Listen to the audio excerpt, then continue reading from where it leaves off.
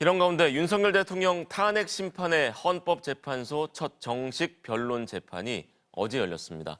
하지만 당사자인 윤 대통령이 출석하지 않아서 4분 만에 끝났는데요. 헌재는 윤 대통령 측이 제출한 재판관 기피 신청과 이의 신청을 기각했습니다. 김현지 기자입니다. 윤석열 대통령 탄핵 심판 첫 변론기일 재판. 탄핵안 가결 31일 만에 열렸는데 4분 만에 끝났습니다. 신변 안전이 우려된다며 당사자인 윤 대통령이 출석하지 않았기 때문입니다. 48.6대 1의 경쟁을 뚫은 방청객은 허탕을 쳤습니다. 하지만 2차 변론부터는 헌재법에 따라 윤 대통령이 안 나와도 재판은 그대로 진행됩니다. 윤 대통령 측 재판 제동은 갈수록 심해지고 있습니다. 민주당이 추천한 정계선 재판관에 대해 기피 신청을 했습니다. 이의 신청도 무더기로 냈습니다. 헌법재판소는 신속하게 대응하고 있습니다. 정 재판관을 제외한 나머지 7명 재판관의 일치된 의견으로 하루 만에 기피 신청을 기각했습니다.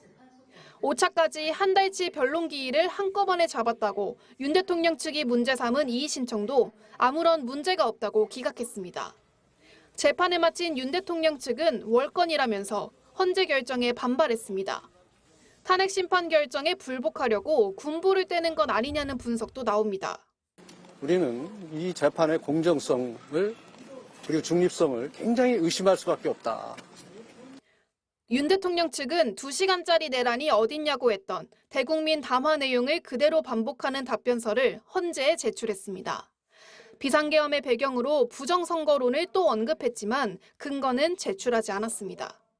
반면 국회 측은 윤 대통령이 지금 이 순간에도 계속 헌법과 법률을 부정하고 있다며 신속한 파면이 답이라고 했습니다.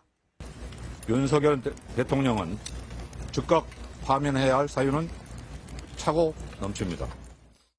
국회 측은 12.3 비상계엄 당시 계엄군의 헌법기관 난입을 입증하기 위해 선관위 CCTV 영상을 헌법재판소에 제출했습니다.